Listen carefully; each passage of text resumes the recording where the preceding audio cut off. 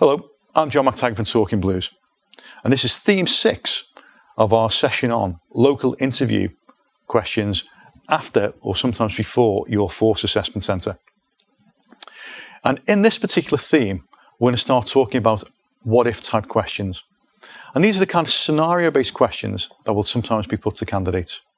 So the panel may well say to you, what would you do if you walked around the corner as a police officer and there were 20 males fighting? What would you do if you walk around a corner and there's a serious road traffic accident? You walk around a corner, it's late at night, and there's a drunken couple arguing and they have a young child with them. What would you do? And it can even be as obscure as one force one time asked, what would you do if you attended a dispute between two neighbours, and the dispute being one house has a very, very large set of Christmas lights up for charity and asked for donations from people who turn up and admire the lights, and the neighbours objecting? What would you do? There are thousands of what-if type questions. Can't possibly cover all of them.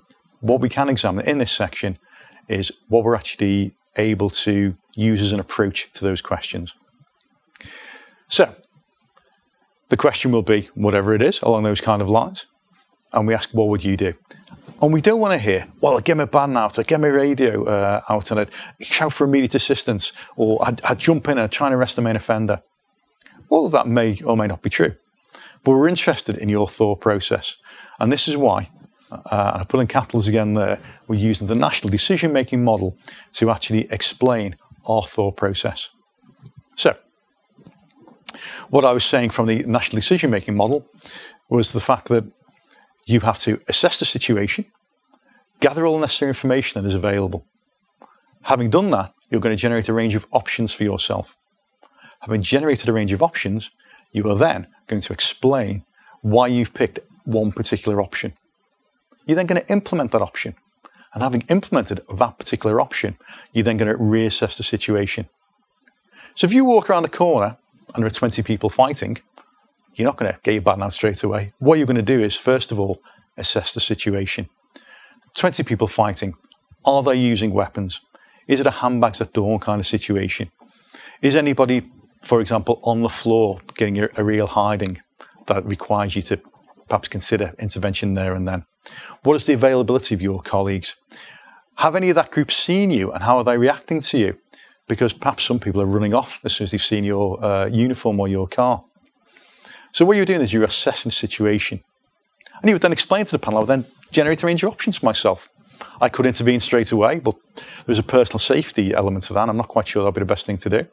I could just turn around and walk away and pretend I hadn't seen it. But then again, I do want to be a police officer, and that doesn't sound quite right. I could ask for immediate assistance and then just wait for my colleagues to arrive. Or I could ask for assistance, but while I'm doing so, observe the scene and note which offenders were the ones that needed to be dealt with upon the arrival of sufficient numbers of officers. So I might perhaps make a note of the fact that the male with the beard and the green sweatshirt threw a bottle through the window of that particular pub. So he needs to be arrested for criminal damage when I had enough resources with me to put that into effect. I saw another male dressed in a black shirt who was kicking somebody else. I saw a female actually throwing a brick at another member of the public. And I would make a note of all that. So as my colleagues arrived, I was able to intervene and we were able to pick off the main offender. That might be an alternative course of action. And having assessed those potential course of action, you would then put that course of action into effect. And you would then reassess the situation.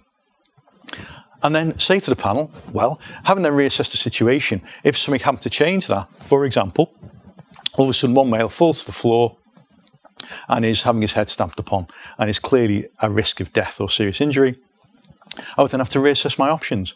And you go to the same process again. Do I stand by? Do I call for further assistance? Do I make a note of this? What are my options?